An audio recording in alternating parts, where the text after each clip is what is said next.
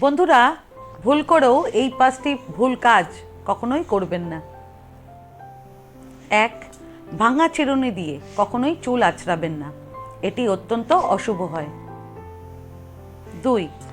কাপড় জামা ধুয়ে রাতের বেলায় কখনোই বাড়ির বাইরে শুকোতে দেবেন না, এতে নেগেটিভ এনার্জি জামা কাপড়ের মাধ্যমে বাড়ির ভেতরে প্রবেশ করে। সবসময় দিনের বেলায় জামা কাপড় বাইরে শুকোতে দেবেন। 3. কাপড় জামা শুকিয়ে গেলে কখনোই উল্টো করে ভাঁজ করে রাখবেন না। 4.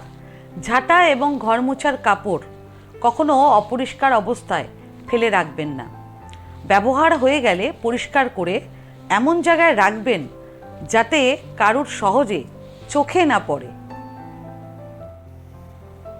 5.